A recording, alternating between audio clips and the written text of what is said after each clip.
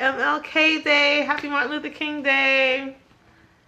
Hey guys, thank you for joining us today. We just wanted to take a brief moment of your time to continue what we did last week and to check in with you guys to see if you're still on track with those goals, if you've made some progress, if you got, even one day out of the 7 last week to do something for you to get into that workout mode, or some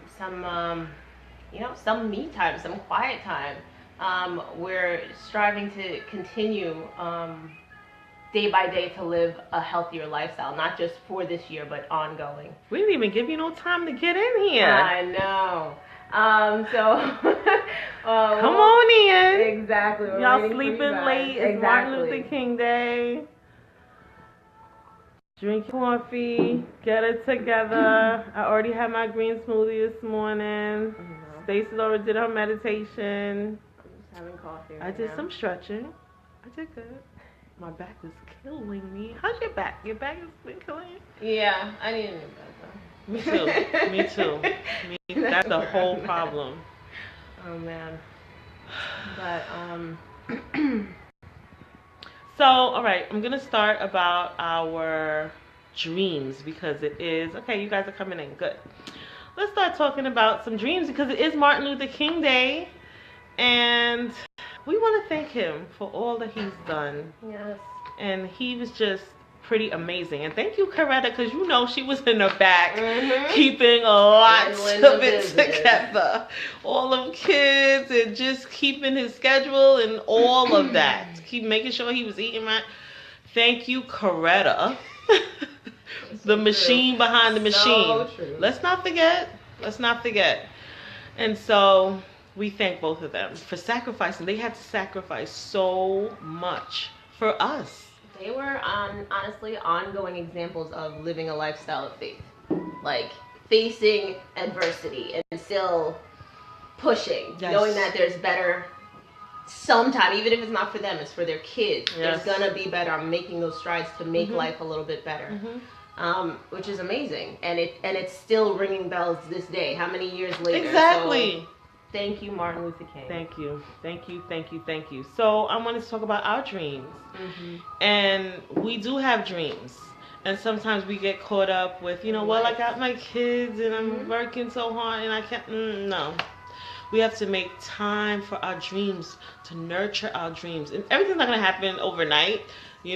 Sometimes you think that's what you wanted to do and you weren't sure, and then you found out a little bit. You're like, I don't want to do this. But, you have to put it out there and believe, like she was just talking about, having the faith and step out on it and say it looks difficult. It might not look like it can really happen, but trust and believe me. Dreams do come true. Yes, they do. I'm ecstatic every day when I'm in front of a client. I'm like, oh my God, I'm actually doing this. I'm actually doing what I wanted to do, which is great. Yeah, come over this way. So you got to come over. Okay, so I was saying about also getting our families into this dreams and believing in our dreams. So it's become a tradition for my household to do vision boards over the for New Year's Eve. Right before we go into the new year, we present our vision boards. So vision boards are, you cut and paste words and pictures and things that you feel like you want to accomplish, places that you want to be, things that inspire you. You want a new car, you want to be in a new business, you want to start eating right, you want your office to look a certain way. It's better. You want so many things, and you can all put it down on a board in front of you so you can see it every day. So my husband and I do it, and we have the kids do it too. My kids are 8 and 10, so they're of age. So we put all of these pictures and sayings and everything together on a board, and then this is all before midnight strikes, and then we present it. We each present to each other what our dreams are, what our focus are, what our goals are. And then right before New Year's, we just kind of say, this is what we're going to help each other try to do. and just kind of support each other throughout the year, the new year. It's awesome. Yeah. And so you guys, we also want to do that in this community that we have here. We want to encourage and nurture each other and the dreams that we have. And we want you guys to just use this community to help us do things that we didn't think we could do before, things that we really want to do, keep ourselves healthy, organized, together, you know, Morning, Jamila. all of that stuff. Morning. So in order to do any of that, you need to put your oxygen mask on first. You know, when you get on the plane and they say, put your oxygen mask on first before you put it on anybody. And if you're like, what? If my baby is gone, I want to make sure she gets the mask first. You have to put the oxygen mask on yourself first. So then you have the energy, you have the ability to help your child, your other family members, anyone sitting next to you. It's the only way it can be done. So with that being said, Stacey's going to give us some more tips on how we can just do for ourselves, just to make ourselves feel better, to be able to help others, and not be moody and cranky and just crazy because we're so overwhelmed and just can't. Right. So, okay, we started last week talking about healthier living, but we didn't get to, you know, that introspective part of it where we get to take time to calm our minds. So many things are bombarding us all at the same time. Everything's vying for our attention. And a lot of it is not always positive. Why we're so many are prone to worry, prone to anxiety. Yes. And like I posted earlier in this week, our minds are always going. We I don't know if we are just innate overthinkers. Right. We're trying to plan and plot different things. Her post said we need more sleep than men. Exactly. So certain things that are big, you know, and will help along with the vision boards are affirmations. If you're interested in this, I sent around some earlier this week. If you're interested, please comment on this video and let me know. I'll scroll back later on and I'll send it to you with, you know, you can, or private message me or email and I'll send it directly to you. Tell them what affirmations are. Yeah, so affirmations are declarations that you're saying about yourself, about your life. And it honestly helps you to believe better. Hearing yourself talk about yourself. We talk to ourselves often, if you're not aware of it. We should. Yeah. But not everything, not voicing our worries, not voicing the things we don't like about ourselves. You know, there's so many critics. Everybody will comment, oh, they don't like this or that. The negative thoughts come very easy. Yeah. Oh, yeah. We have to actually fight to keep that positive mindset. And affirmations definitely help us to... It gives you preset phrases to remind yourself. Oh, you're thinking that you're not gonna be able to finish a task at work. Like, no, I can do this. I can handle anything that comes my way. And just what you believe about yourself. Those were like a major mindset shifter for me a few years ago. Another thing that I discovered actually last week from my resident doctor here, she suggested meditation and even guided meditation. So I tried meditation last year. I was able to do it once successfully, like quiet your mind and yada yada yada. But ever since then, life has just been chaotic. I have 3 kids and a husband and craziness. So there's no quiet. I have a 1-year-old storming around screaming half the time. And the guided meditation helped so much when I tried it a few days ago. Mind you, I wake up really early because that's the only time I get to be by myself. And it helps me to start my day on a calm focus. Usually I start in like prayer or Bible reading, or, you know, just to calm and lay out the day for me. And just that setting that time aside with God for me is important. But I added that guided meditation in there, and it was just like showing me how to visualize in my mind, showing me to calm my breaths, to listen to what's going on. If there's something that I was nervous about. You can feel when you have nervous energy if you're quiet enough. And you're like, oh yeah, I'm ignoring this nervous energy. What is that? What am I worried about? And then by doing so, I was able to pull out what I wasn't addressing, like what I was worried about. There's something coming up that I'm worried about, and I was able to, okay, let it go. Yes. And then your brain is clearer. You're taking it out so you have more room to actually figure it out and process things. And gotta quiet down that mind. It was super helpful. So that's a major thing, to just find time alone to get some peace on the inside. Yes, please. Peace. So good. Honestly. And it doesn't matter what's going on. We have no control or the people we deal with, right? Or who gets on our nerves. We don't control people or other situations, but we control ourselves. Yes. So let's take time to calm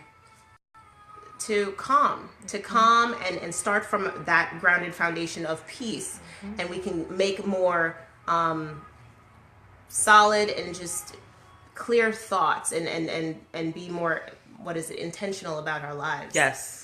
Even just the day, the few minutes ahead of you. Exactly. And honestly, you'll see that it has an overall benefit. It is documented how much meditation and just having a positive mindset is better for your overall health. It reduces anxiety and worry and reduces your blood pressure. Right. But I know you don't got no time. You have no time for that. I get it. I know. I was there. She was there. Listen.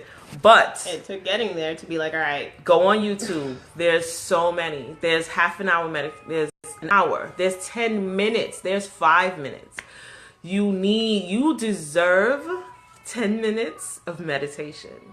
Right. It sounds corny.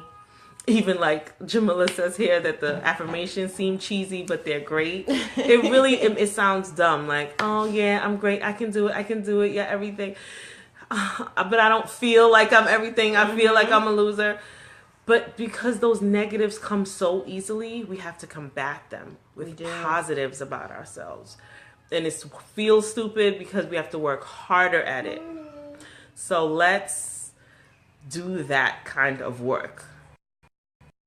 Yeah, it's so easy to comment on all hell breaking loose. We can comment on what it looks like, but we need to speak those things that be not as they are, which meaning we're going to say out loud what we want to happen. If we want to be more confident, we're going to say, I am confident. The things we want to happen, and it'll steer your mind in that direction instead of keep looking at what you don't want. Exactly. And that goes back to the vision boards. You're putting up stuff that you want. You're calling things to your life that you need, that you want to do. Not that, I don't got that right now. I can't afford that. Those are all going to get you nowhere and keep you stuck. You want to look forward and believe that you can do it. Hey, Baina, good morning.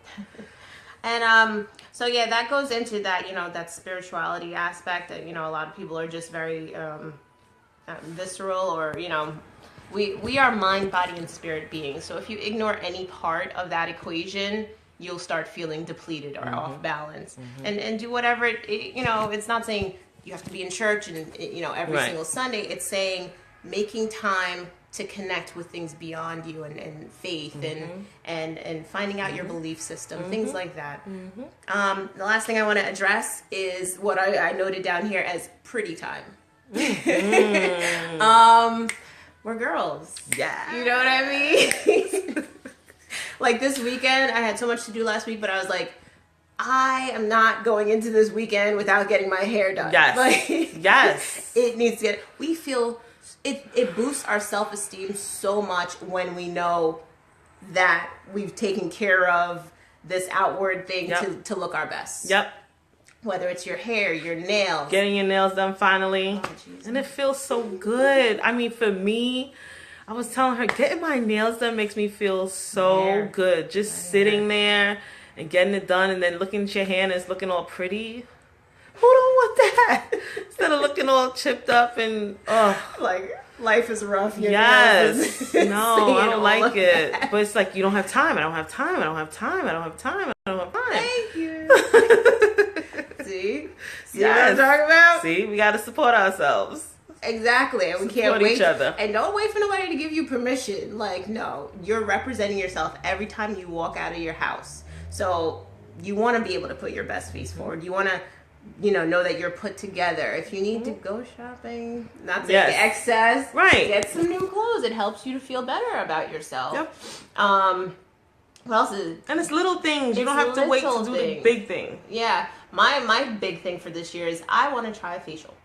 I've never tried a facial, and I'm like, I've heard so many good things, and Great things. I want to try it. So that's on my thing, but consistently getting my hair and nails done would be something that I want to commit to, not just delay because everything else takes priority and funds and things like that. We are good at budgeting. We are good at shuffling around and rearranging money. So make it happen for ourselves. And then our mood will be better. Oh yeah. And our outlook would be better. We'll just feel it just all works out better. Happy mommy, happy everybody. It's true. That is so true. It's true. The men say happy wife, happy life. Let's talk about these men. It's so funny because I meant to mention it last week, but going into this weekend, it was addressed yesterday for me and a couple of different times where people were talking about relationships. And honestly, there are times, I don't know if you can relate, but it feels like men and women are just completely different species. Two different paths. Like, we're just, our minds operate differently. We see the world differently. Like, so many, and that's why we kind of complement each other. But it's crazy to see that. It's frustrating. Yes. At times. Yes. So it's so funny. My pastor was saying yesterday that many people look at marriage as like the end game. So once you're married, that's it, and you don't need to try anymore. And this is a life sentence. Let's get through this. What I mean? Oh God! Right? That sounds horrible. It's terrible. And he was like encouraging the men and the women to keep taking care of yourself. Don't start skipping showers and all this stuff. He's like, whatever you did in the beginning, keep doing it. You have a little baby, you can skip a shower. I give you permission. Please give me a break. It's too much. Yeah, obviously we're all in different phases. We're all in different phases of the journey, but the priority being that don't let that base relationship fall to the wayside under all the responsibilities of life, under all the tasks that demand your attention, all the kids needing things, and you're running all over the place. If you guys lose sight of each other, that is the foundation. Yep. Date night is everything. Yes, you have to date your spouse. Make time for it. You have to date them. You got to remember why you guys liked them in the first place. Yep. Remember that first quickly love. To forget. It's gonna get on your nerves. Yes. OMG. Did you want to share your story? No, I just know that I went out with some ladies again, and this keeps coming up. Oh, my kids plus my husband, he's also a kid too. Mm-hmm. And everyone just kind of falling into that, he's a kid too. And I'm annoyed with it, actually.